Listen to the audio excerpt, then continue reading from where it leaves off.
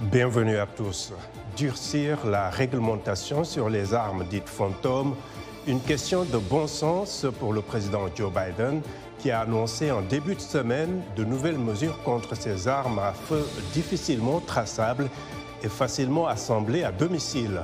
Ces ghost guns, comme on les appelle, sont devenues les armes de prédilection des criminels ces dernières années, grâce surtout au développement des imprimantes 3D qui peuvent produire différentes composantes d'armes à feu sans numéro de série. De 2016 à 2021, les enquêteurs fédéraux n'ont réussi à remonter aux propriétaires d'une arme fantôme que dans moins d'1% des cas. Selon l'organisation Gun Violence Archive, plus de 11 700 personnes sont mortes par arme à feu depuis le début de l'année aux États-Unis, y compris les suicides. De quoi relancer le débat sur le contrôle des armes à feu. Comment réglementer ces armes fantômes? Pourquoi le Congrès et la Maison-Blanche n'arrivent pas à s'entendre sur la question des armes à feu? Réponse avec nos invités.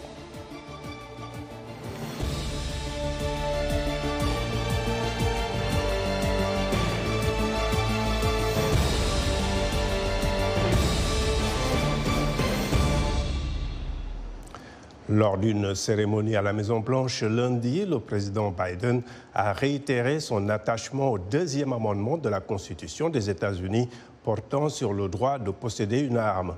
Il a cependant critiqué le puissant lobby des armes, la NRA, pour avoir qualifié sa nouvelle régulation d'extrême. Les détails avec Dili Diko. Le nouveau décret présidentiel stipule que les pièces détachées pouvant être facilement assemblées en une arme à feu seront désormais soumises aux mêmes exigences que les armes déjà montées. Cette décision historique va permettre de réguler la prolifération des ghost guns, les armes fantômes. Les forces de l'ordre tirent la sonnette d'alarme. Nos communautés en payent le prix. Et nous agissons aujourd'hui. Le ministère de la Justice des États-Unis rend illégal le fait qu'une entreprise fabrique un de ces kits sans numéro de série illégal. Cela va permettre de sauver des vies, de réduire la criminalité et de chasser plus de criminels des rues. Pendant son adresse, le président Biden a invité Steve Dittelbach à prendre la parole sur le sujet. Monsieur Dittelbach est le candidat de la Maison-Blanche au poste de directeur de l'ATF, le bureau en charge de la régulation et du contrôle de l'alcool, du tabac, des armes à feu et des explosifs. Alors que nous sortons de cette pandémie, nous devons reconnaître que de nombreux Américains sont toujours confrontés à la peur et à l'isolement, non pas à cause d'un virus, mais à cause d'une épidémie de violence par arme à feu. Ce n'est pas un problème nouveau, il y a de nombreuses causes. C'est pourquoi la solution va requérir une approche fondée sur la coopération à tous les niveaux pour résoudre ce problème. Et le bureau de régulation de l'ATF sera là.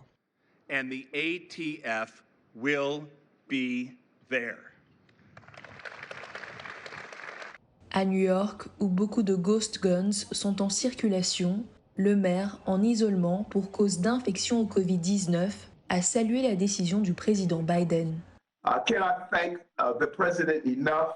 Je ne remercierai jamais assez le président d'avoir traité cette crise de la violence armée comme un problème grave dans notre ville et dans notre pays. Au cours des nombreuses conversations que j'ai eues avec lui, il a clairement montré son engagement et son dévouement à faire face aux fléaux auxquels nous sommes confrontés. Il a franchi une étape importante aujourd'hui pour mettre fin au système qui permet de faire circuler des armes mortelles à New York et dans d'autres villes d'Amérique. Son annonce a montré à quel point nous avons besoin d'aide. Nous avons besoin de soutien à plusieurs niveaux. Mardi matin, au lendemain de ces déclarations du maire de New York et de l'annonce faite par le président lundi, une nouvelle attaque armée dans une station de métro à Brooklyn a fait plusieurs victimes. Voilà, merci beaucoup Dili. Et à présent, nos invités pour le débat. À Annapolis, dans le Maryland, nous avons Jean-François Seznec, économiste, également analyste politique au Atlantic Council.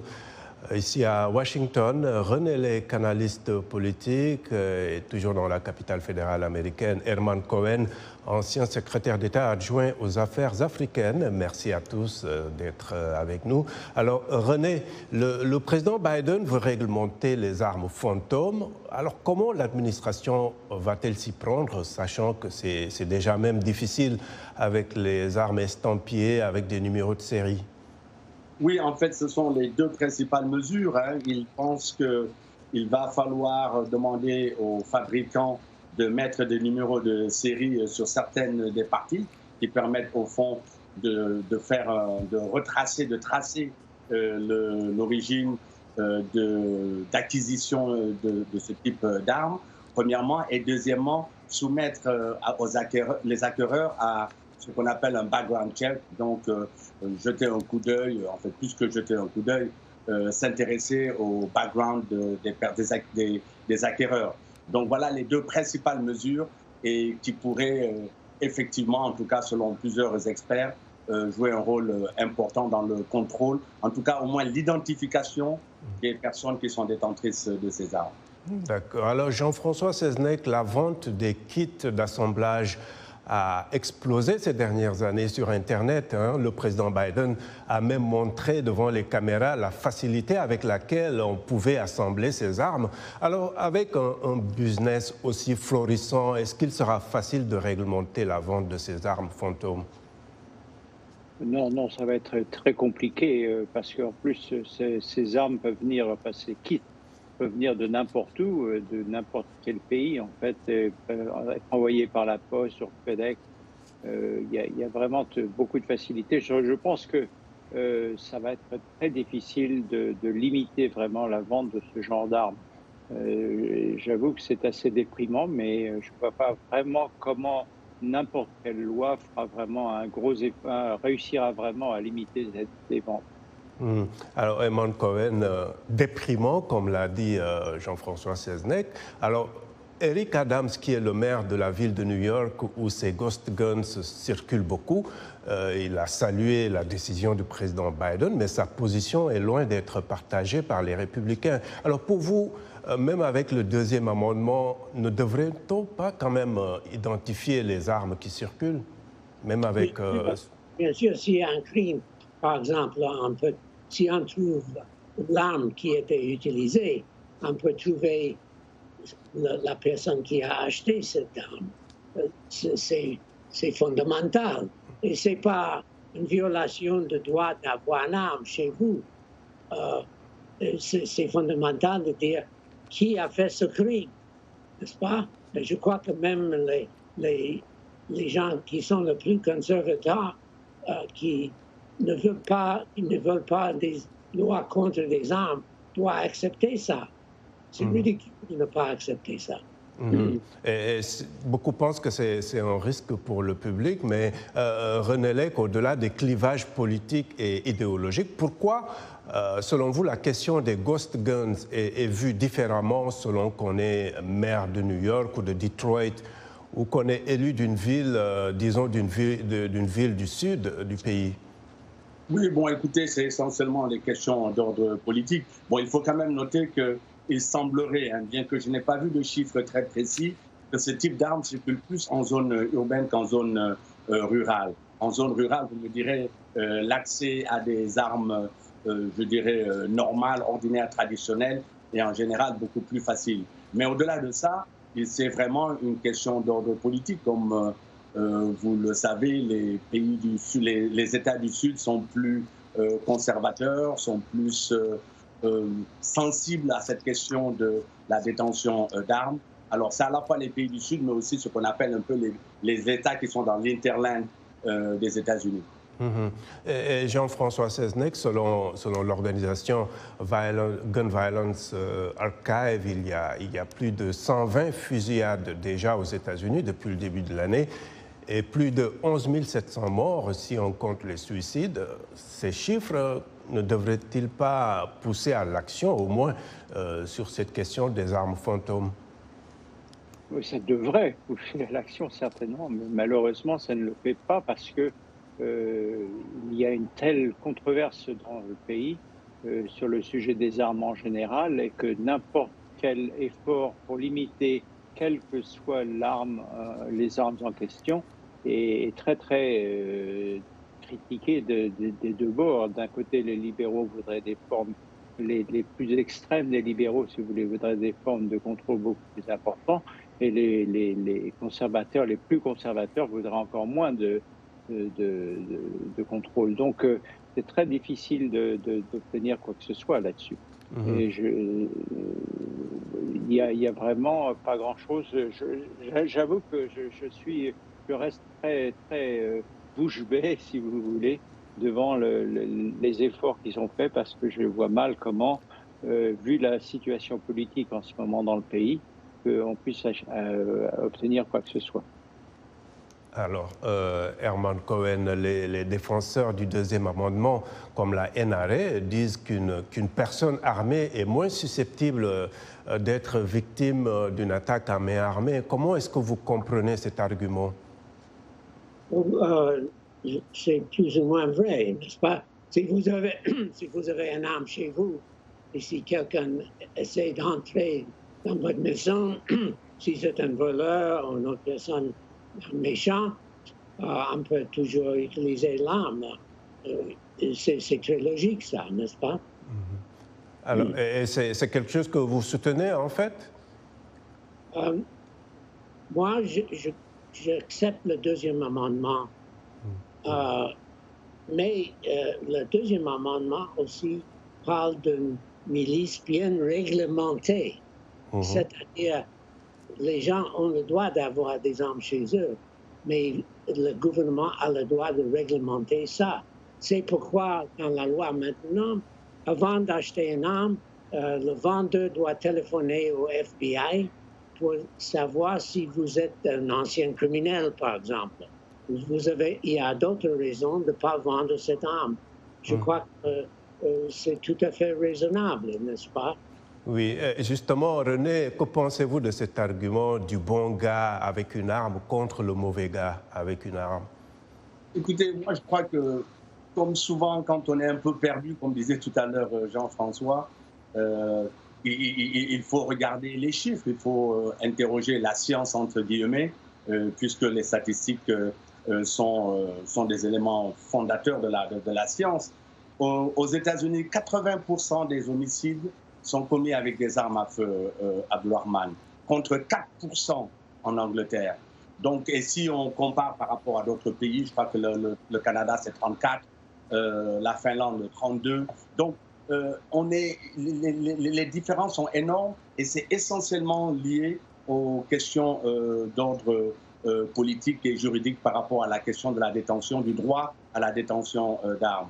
Donc moi, je crois qu'il y a là quelque chose qu'il faudrait absolument changer, mais ça fait quoi? Ça fait plus de 3 décennies qu'on en parle et absolument rien ne bouge. Et Jean-François Seznec, il y a dans l'opinion, en fait, ces gens qui disent que quand même avec un fusil d'assaut comme les AR-15, ce n'est pas forcément pour se défendre ou pour aller à la chasse. Qu'est-ce que vous répondez à ces gens-là? Non, c'est pas vraiment fait pour aller à la chasse, ça c'est sûr. Mais non, je pense que c'est un problème qui remonte en fait beaucoup plus loin que ça. Ça remonte à la Révolution américaine où les gens pensaient qu'ils avaient le droit, non seulement le droit, mais le devoir d'avoir des armes pour imposer la liberté au pays, pardon. Et ça n'a pas changé. Et c'est devenu une sorte de problème politique maintenant, mais l'idée de base, c'était que quelqu'un avec une arme a le droit, en fait, de se défendre contre les interventions du gouvernement. Et je pense que c'est ça l'idée fondamentale, c'est que apparemment des armes vous permettraient de vous révolter contre un gouvernement qui deviendrait trop autoritaire. Or, c'est l'idée des conservateurs en ce moment, et enfin c'est ce qu'ils poussent comme idée générale, mais d'un autre côté, c'est aussi quelque chose qui peut amener à la partition du pays. C'est un peu une des causes fondamentales de la guerre civile il y a 100 quelques années, 120 ans. Mais c'est quelque chose qui n'est pas très difficilement résoluble ici. Et Herman Cohen, avant d'aller aux commentaires Facebook, est-ce que cette crainte, elle est aujourd'hui justifiée que le gouvernement abuse de ses droits et qui justifierait que les gens puissent s'armer et faire face au gouvernement? Non, c'est pas justifié. Je crois que ce que les conservateurs pensent et disent, c'est que si vous ouvrez la porte au gouvernement de réglementer les armes, après, ils vont interdire toute arme, n'est-ce pas? Et les gens qui veulent avoir des armes chez eux pour protection de leur famille, ils ont peur que le gouvernement va enlever toute arme, n'est-ce pas? Que le gouvernement en abuse, hein? Donc, ils disent, nous sommes contre toute loi qui interdise quoi que ce soit. Et c'est ridicule parce que, comme notre collègue a déjà dit, en Angleterre, les armes sont interdites et il y a beaucoup moins de morts, par exemple. Donc, je suis pour des réglementations très sévères des armes.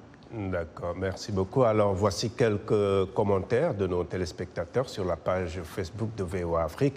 Yao Marcelin Kofi est à Abidjan. Il écrit « Ce ne sont pas les nombreuses fusillades qui pousseront les Américains à interdire le port des armes à feu. C'est au moyen de défense contre les agressions.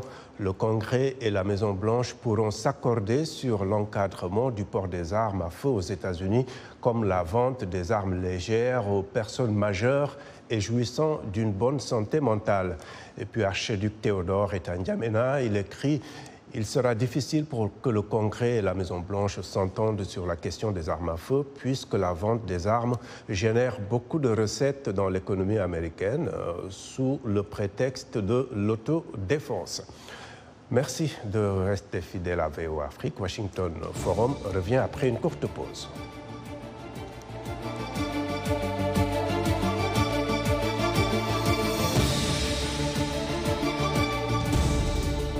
Washington Forum, le rendez-vous hebdomadaire de VOA Afrique à ne pas manquer.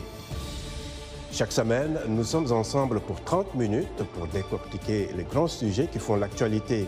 Avec nos analystes et nos reporters, nous allons au fond des choses. Politique, économie, société, culture. Nous posons le débat et nos analystes sont là pour apporter l'éclairage. Washington Forum, c'est aussi vous, le public. Vous pouvez participer en réagissant au thème de la semaine sur nos réseaux sociaux.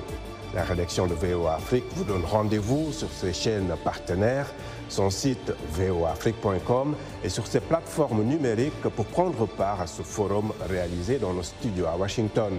À très bientôt dans Washington Forum.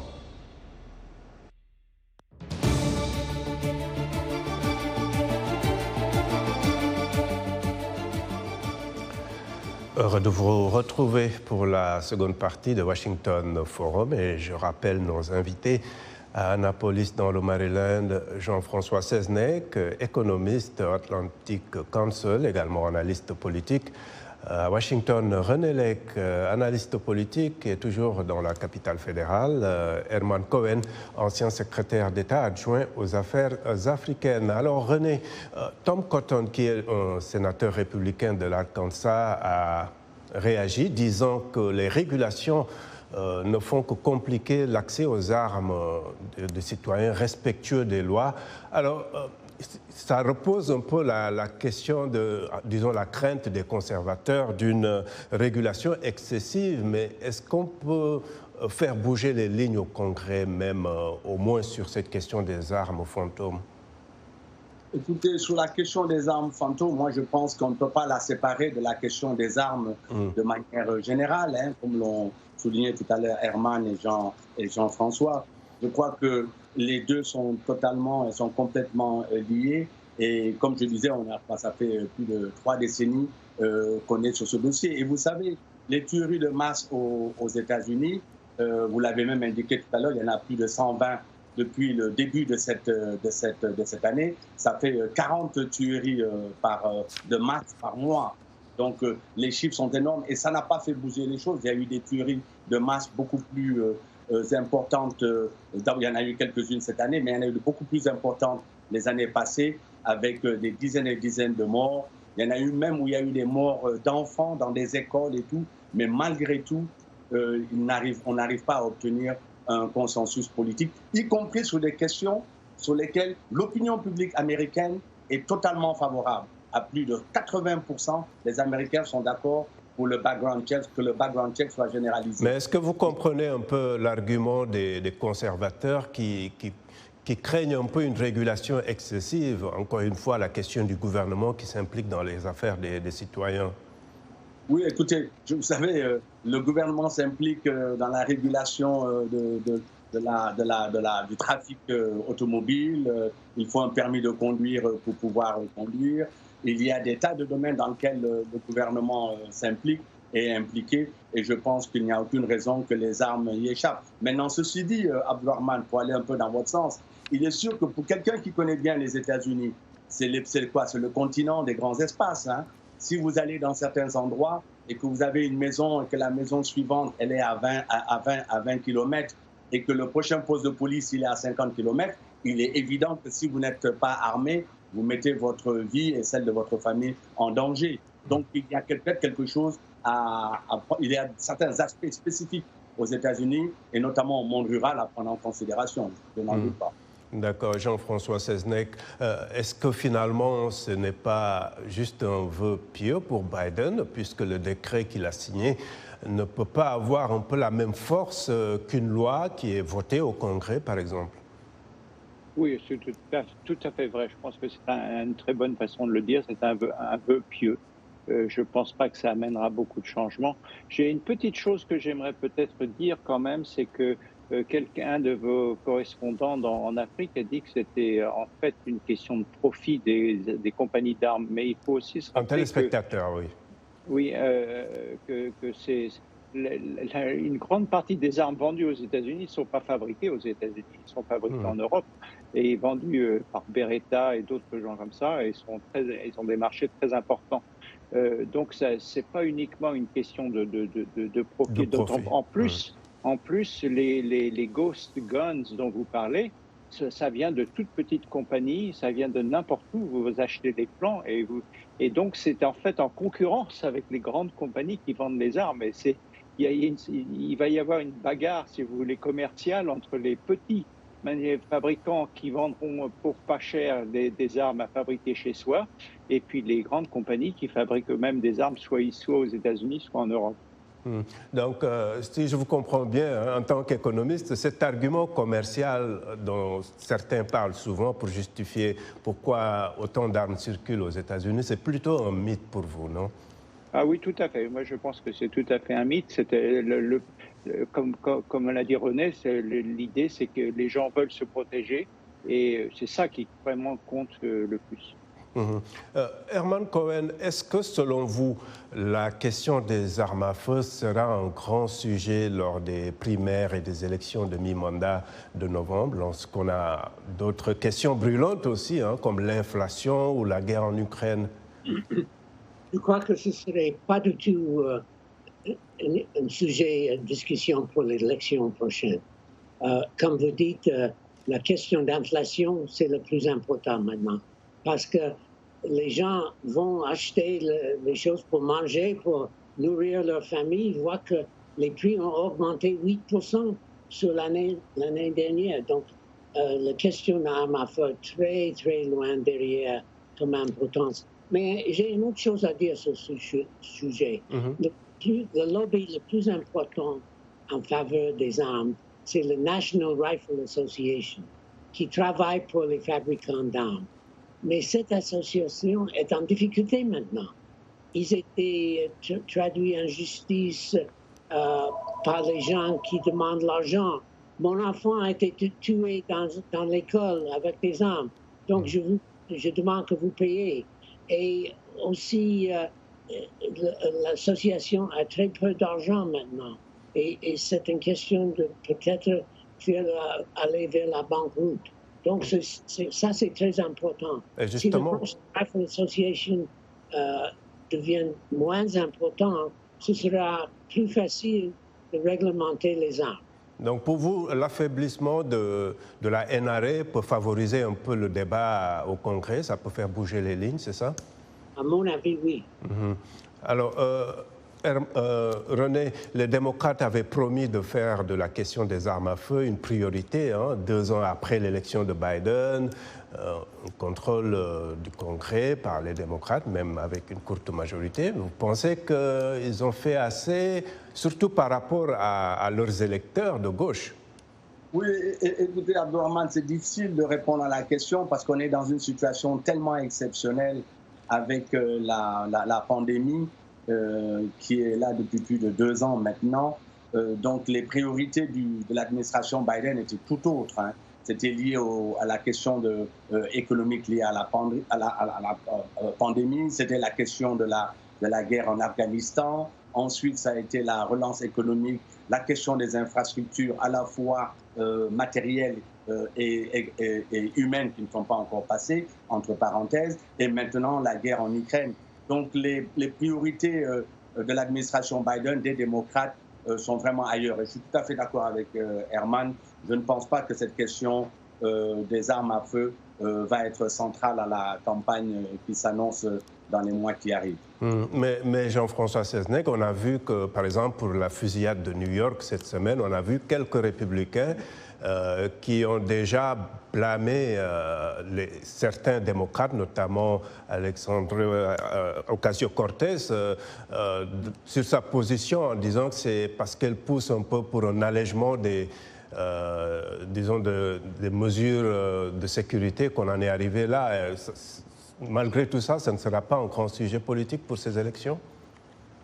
Je suis d'accord avec mes collègues ici. Je pense que ça ne va pas vraiment. C'est quelque chose qu'on oublie très rapidement aux États-Unis, apparemment, puisque chaque fois qu'on a une nouvelle crise d'armes à feu, on oublie au bout d'une semaine. Donc, je ne pense pas effectivement que c'est une grosse importance parce que c'est un sujet trop difficile pour chaque candidat localement.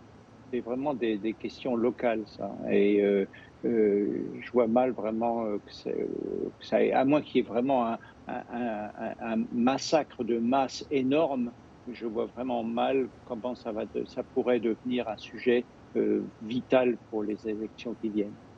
Est-ce que cela veut dire, Herman Cohen, que même le public a un peu abandonné, peut-être trop fort, mais vu qu'il n'y a pas beaucoup de choses qui peuvent être faites au niveau du Congrès, est-ce que ce n'est pas un sentiment d'abandon finalement? Je crois qu'en général, les gens disent qu'il n'y a rien à faire vraiment. Ou d'impuissance, oui. Oui, impuissance. Donc, il faut regarder surtout l'inflation et la pandémie qui maintenant commence à être plus grave. Il y a de plus en plus de nouveaux cas qui arrivent. Donc, la question d'armes à feu, ce sera 0 cette année. En tout cas, merci beaucoup à tous mes invités. Nous arrivons à la fin de ce Washington Forum. Je remercie également tous nos téléspectateurs qui nous ont suivis à travers nos télépartenaires sur le continent, sur notre site voaafrique.com et sur notre page Facebook. Un grand merci également à toute l'équipe technique. À très bientôt sur VOA Afrique. Au revoir.